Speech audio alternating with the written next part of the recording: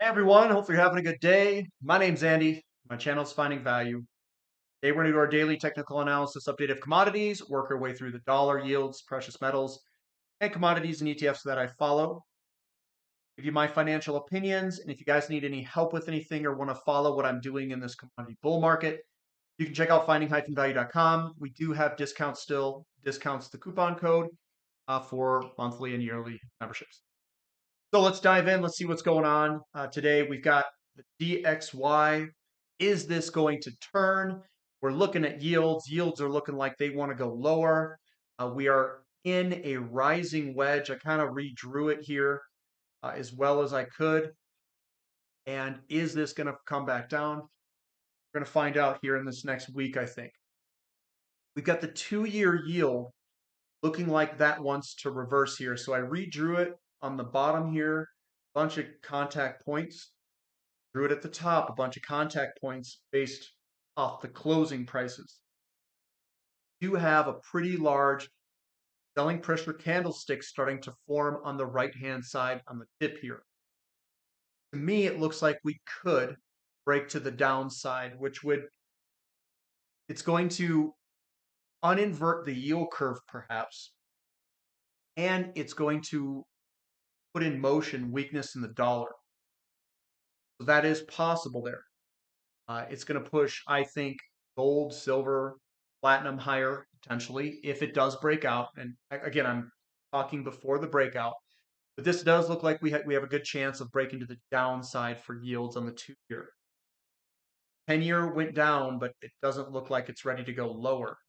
Either, same with the 30-year, still looks like it's good to go higher on the long end, which means the long end could come up, the short end could come down, and that's going to be curve.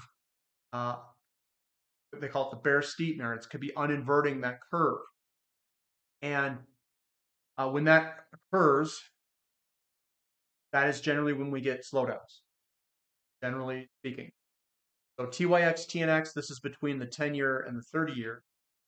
If this were to go higher, which is a possibility here, we could see a weakness or slowdown in the market.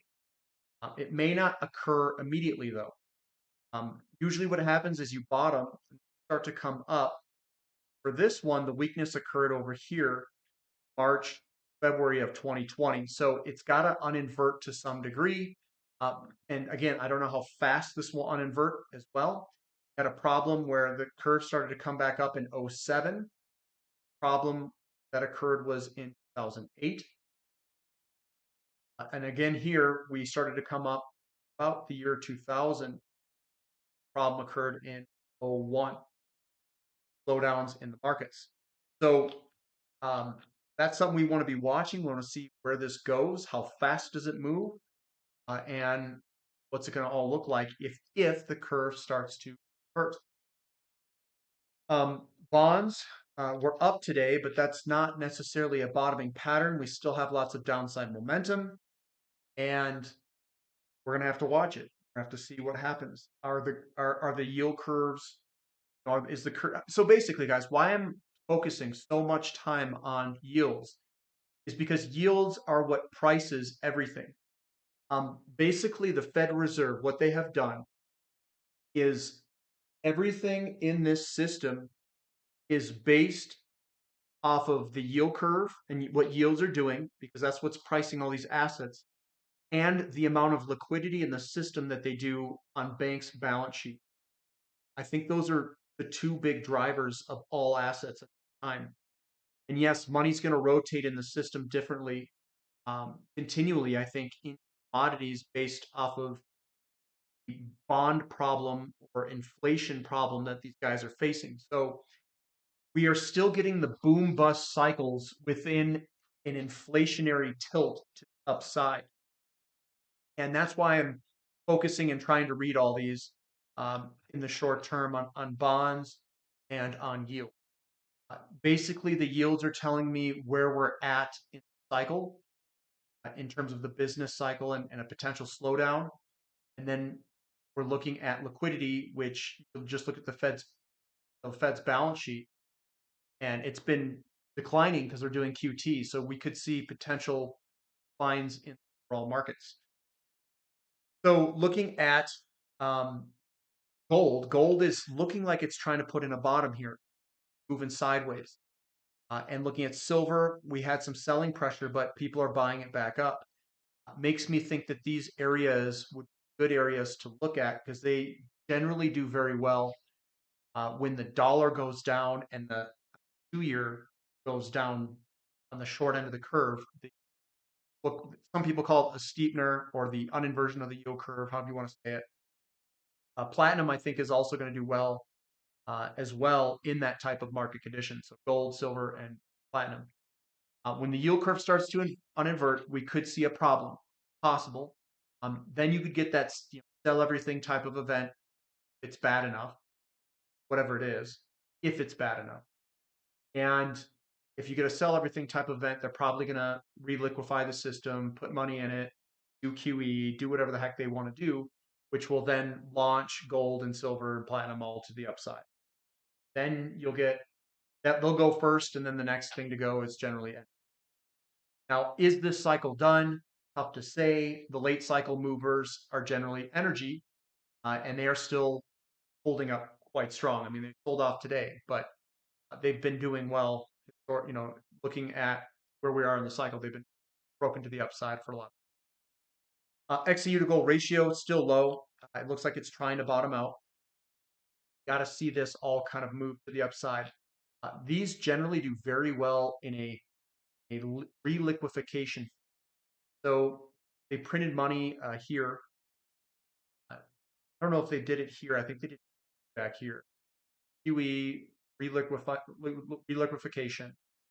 Maybe there's going to be an event that comes up where they're going to pump it again and then breaks to the upside and starts to more permanently outperform gold these small corrections. We've got the CRB index going down. Definitely a lot more selling here.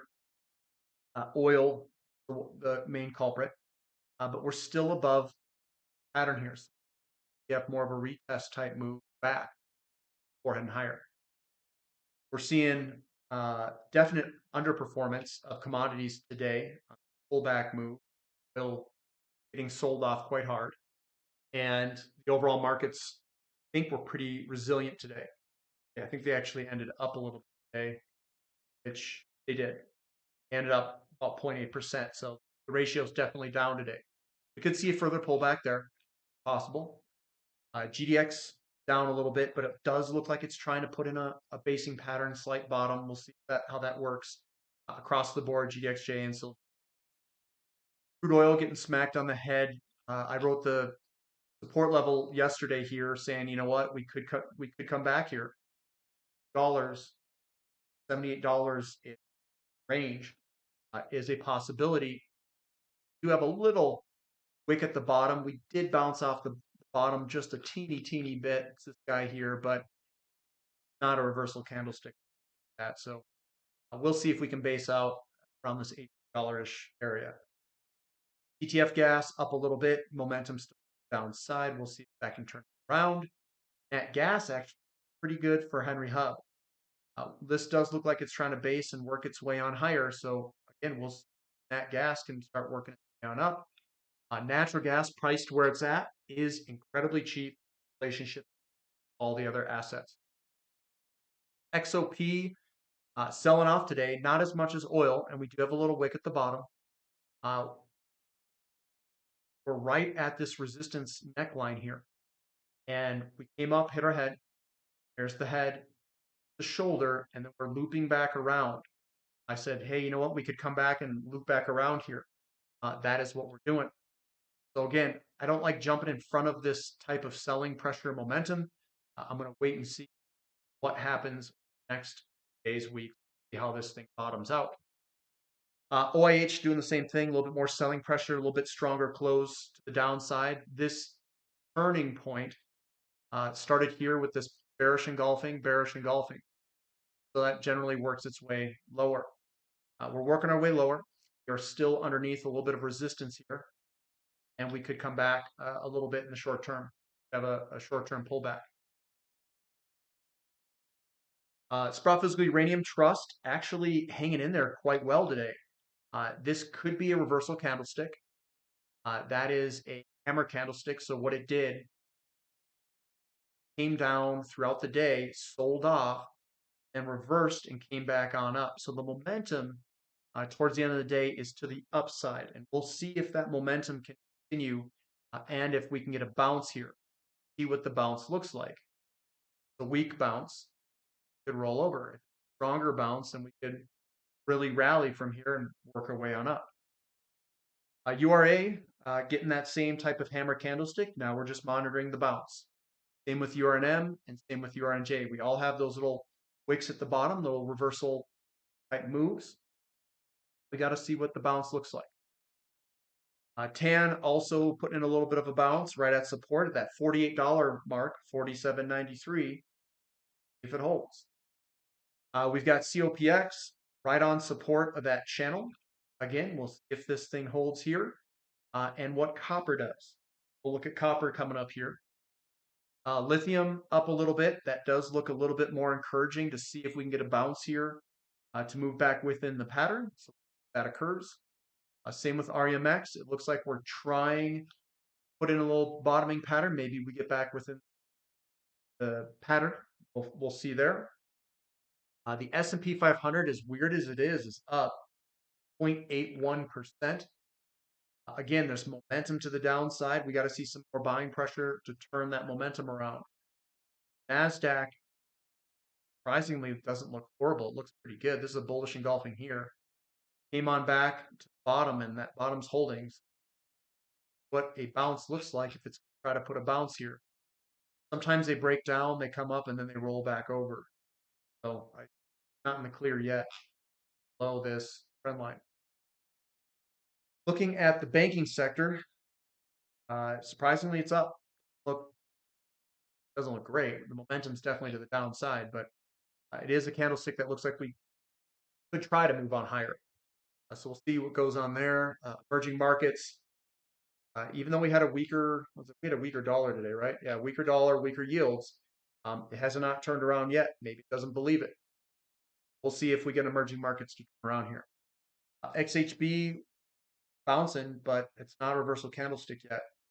We have a lot of selling pressure and momentum to the downside. I would like to see, I mean, this to me looks like that Batman pattern where we could end up down here. That's very much a possibility. So I'm kind of just relaxing here, waiting to see what happens with a lot of these areas. And Boo's going to probably try to do a bounce. We'll see what the bounce looks like. This is a pretty big selling pressure move. If we get a weak bounce, it's probably just going to roll over and lower. Copper could be breaking to the downside. We do have a wick at the bottom. People are buying it up. But is this going to break, or is it going to catch this, grab this booty back up above, bottom of this candlestick back above that trend line on a weekly close? So we're going to have to wait and see how this thing closes this week, but it looks like it wants to break downside if possible. Iron ore still looking fine. There's not really any big selling pressure here. That still looks like it'll go higher. It's broken out of the falling wedge to the upside. That looks good. Nickel, again, I wouldn't jump in front of this. Let it go down. Going lower. Aluminum heading a little bit lower today. Again, we went up in 2 candlesticks, came back in 3 candlesticks. Force is still to the upside, but we are still seeing strong selling pressure on the right-hand side there. You know, if you take a longer-term view, guys, and let's say you think that renewables, electric vehicles, and all this stuff is going to occur, you're going to have to be a bull on aluminum.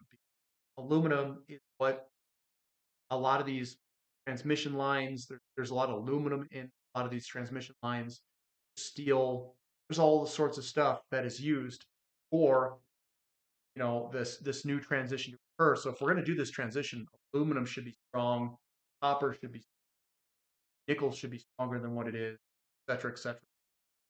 Baltic Dry Index still just moving higher. It looks good. And it looks like we're trying to break out of that resistance area, and we're breaking out of that. That looks good. Newcastle Coal Futures, it's bouncing around. Looks like it's down a little bit here, but it still looks good.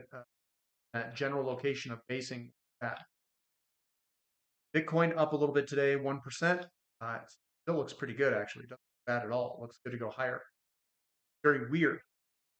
Bitcoin, more or less, is a measurement of liquidity in the system to some. Ethereum's down a little bit, but right on support. Still looks okay. So that's what I'm seeing in the markets right now. Very curious to see what the yield curves do. If the yield curve on deepens or un-inverts, however you want to call it, could see a slowdown. It looks like we're getting some strong selling pressure in oil, but we're still above a lot of support. So we'll see what happens over this next few trading days or the next weeks. See if these things actually close lower, breaking out of their patterns. And if we're breaking out of their patterns, we see that copper starting to break to the downside. That could mean a slowdown in markets. I'm also seeing, go in here real quick too, the gold to silver ratio looking like it wants to break to the upside. If that's the case here, that generally means that a potential slowdown could come when gold outperforms silver. I was expecting silver to break to the downside. Silver was going to outperform gold. So we could have a slowdown here before we get that outperformance in silver, the big outperformance. We could see a slowdown first, then the outperformance. So it might take some time. So that's what I'm seeing in the markets here, guys. That's what I've got for today. If you guys like the content, give me a thumbs up, subscribe to the channel, subscribe to the website, guys, if you are interested in joining the community. And we have a Sunday, 5 p.m. Mountain Standard Time coming up for our question and answer session weekend. I'll see you there. That's all I've got. Finding value.